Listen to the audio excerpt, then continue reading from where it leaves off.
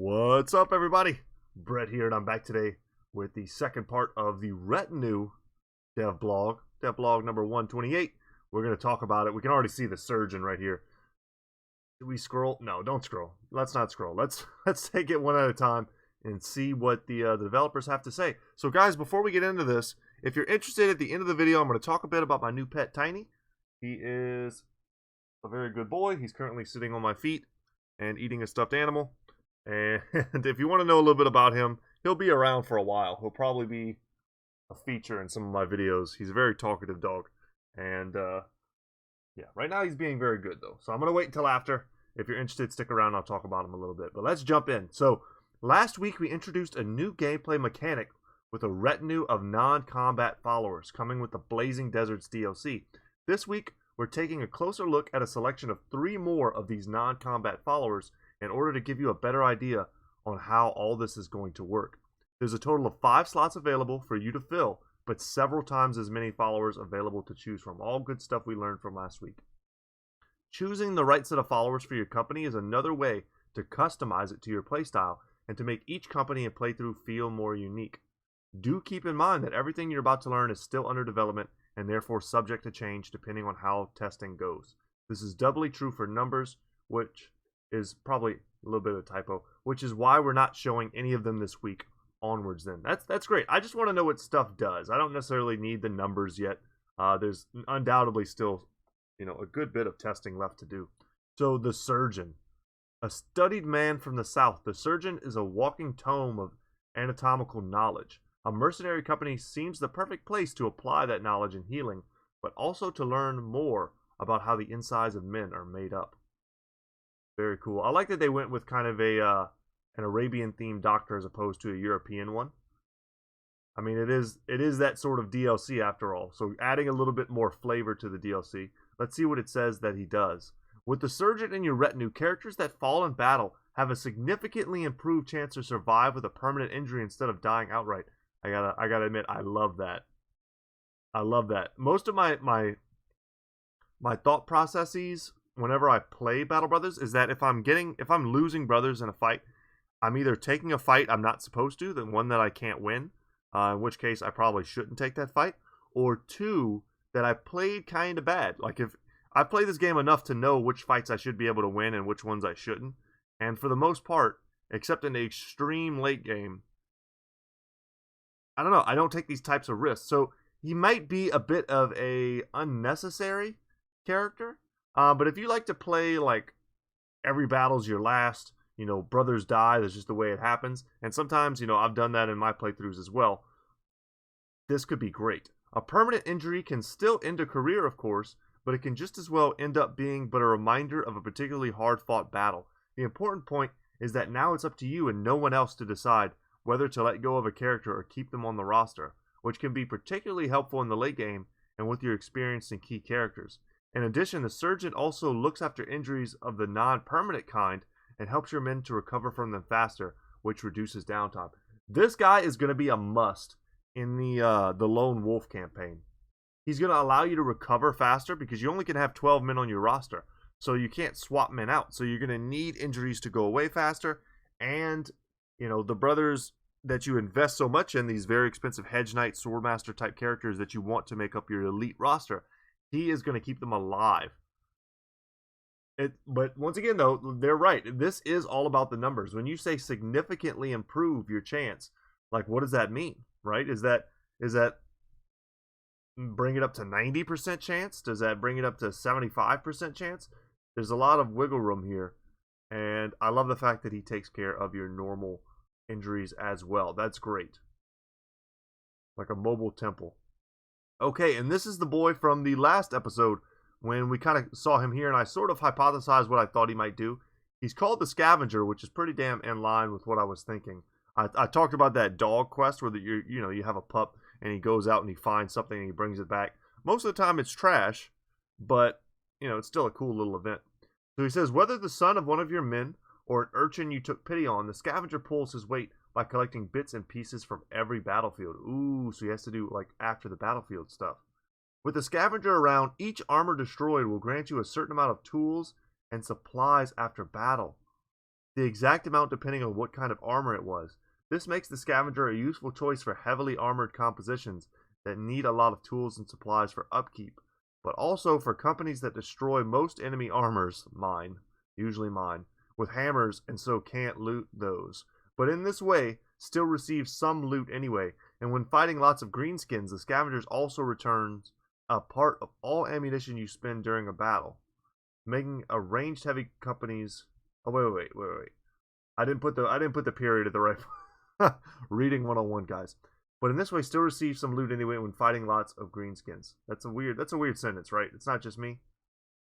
But it makes sense. I understand what they're saying. Greenskins don't drop armor. They're trying to add value to fighting greenskins that isn't kind of already there. I've talked about this before. Almost everything in the game that you fight will give you armor except for the greenskins. So sometimes it feels bad to fight them because it's high risk, low reward. But this way they're saying like, hey, kill a bunch of orc warriors, get a crap ton of tools and supplies. Don't know how many yet, but I have to hope it's a lot. The scavenger also returns a part of all ammunition you spend during a battle, which is awesome, making ranged heavy companies more self-sufficient in the use of throwing weapons less expensive. Right now, I've got a ranged throwing weapon team that destroys armor. So where the hell is the scavenger for me? Because I am hemorrhaging money trying to keep this crew afloat in our deserter campaign. Our entire front line is throwing weapons, and if we could get, I don't know what the percentages are, we don't know the numbers, 25, let's say 25% of the ammo back, and let's say on average we get about 20 tools at the end of a battle. That's self-sustaining, at least in the tools department. But that's great, and we'll have to see how they tweak the numbers and what that ends up being. Easily could be one of the best for the early, mid, and then even like, it's kind of ridiculous to say, but even like into the early late game, when you're still just trying to stack money, I could see this guy being awesome. Scavenger. Okay, and then lastly, I think we have the cartographer here. Cool model. It says the cartographer is a man of culture and knowledge, but he also realizes that traveling in the company of well-armed mercenaries is one of the best ways to safely see the world and explore places that few visited before. Available once you've found at least one legendary location. That's pretty easy to do. Some of them are really close to civilization, and I found some of them, like the what is it called? I found the witch's hut pretty close because a lot of times they're just out in the wilderness close by. I found it's not called is it called the ship? Where the golden goose is, you know what I'm talking about. That one's usually kind of easy to spot, and you can usually sometimes you can find the tower as well, the one that gives you a huge amount of vision. You can find some of these fairly quickly. Unhold Graveyard, you're gonna have to walk way into the deep wilderness to find. To find the Black Monolith, you're gonna have to walk way into the wilderness. So you could probably make it a point to find this guy very early on. So let's see what he does for that sort of effort. The cartographer will pay you for each location that you discover out in the world on your own. The further away from civilization a location is, the more he'll arrange for you to be paid. Legendary locations pay extra. The cartographer is one example of several followers that further support specialized playstyles. If you're more interested in heading out on your own terms, explore the world and raid locations rather than doing contracts. That's great for the late game especially. He'll make this a more profitable venture. In a similar vein, there are other followers available that support playstyles like banditry, trade, and hunting enemy champions for bounties and loot. Now, if they're going to make this a thing, they need to make champions show up earlier, especially different types of champions. There's so many types of champions I don't even think I've fought yet. And I've played, I'm 150 turns into a campaign and haven't seen a champion yet. Like, to me, that's unacceptable. This should be a major part of the game now, and there should be some balancing around it. There's a way to let it be that you fight champions earlier, but perhaps they're supported by less strong armies, right? You could almost think of it as like a point system. Total War is a good example, one that I know well. Total War Warhammer 2. If they add something into the game that makes it so that when champions appear, armies can only be based on like a point system. Maybe an Orc Young is worth 1 point, Orc Warrior is worth 2, Orc Berserker is worth 2, and then an Orc Warlord is worth like 5 or something, right? To make sure you don't get a ton of them. And then the game kind of figures out of a total of 20 points, how many guys can you put in? Well, a champion might be worth 5 points as well, and then it kind of compensates the size of the squads for that, and that way you still get the challenge of fighting a champion, but you don't have to fight a champion in and amongst, 20 orc warriors and young. Like, it just makes them so hard to take down. Of course, you want those types of challenges in the late game, but in the early game, I'd still like to fight a champion to figure out the strategies of, let's say it's a champion hedge knight, right? I still want to figure out, how do I fight a guy like this? Do I, you're going to have to use nets. You're going to have to try and use spear walls, taunts, shield walls. You're going to have to, there's all sorts of stuff you're going to have to do. But I want that to be, like, on me, right? But I like that they gave us a little hint here at the bottom. I wonder what we'll see in the next. They're not really telling. Normally they tell us what we should expect in the next blog. But let's actually break it down real quick, just for a second. That support banditry, so a bandit probably. Maybe he gives you bonus loot from attacking trade caravans, something like that. Maybe. I doubt they're adding the ability to, like, destroy enemy territories, buildings, and stuff. Maybe give you bonuses for fighting militias, perhaps. We've got trade here. That seems pretty self-explanatory. Probably just you buy trade goods for cheaper, sell them for more. That would be my easy guess, right? And then hunting enemy champions. What could he do for that? Maybe just give you, like, a bounty, right? Just a big lump sum of gold. And some fame. Maybe he like alters your renown setting. Gives you, like, a crap ton of renown plus a big sack of gold every time you kill a champion. Those are my guesses. Anyway, I think the cartographer is great. Once again, it's all about the numbers. If he gives you 100 gold whenever you find a place, or 100 crowns rather, is that good enough? If he's taking the slot away from a bandit or a trader who will make you, hundreds of gold a day. But you can easily go out in 1 day's worth of time in game, find 3 or 4 locations. So is 100 gold too much? Is it not enough? If I can make 400 crowns in a day by exploring one tiny part of the map, like, that's a good amount. That might be enough for the early and mid game, especially, to cover my entire, like, expenses. So yeah, I would say the sooner you get him, the better. Did we learn in the last episode that, yeah, so you also sometimes have to pay an upfront cost. So we might unlock the cartographer by doing its requirements, but maybe we still have to pay him 1,000 crowns right off the bat, right? Something like that. And, like, I don't know what he might require. Maybe we have to give him a bunch of paper, a trade, a common trade good. Who knows?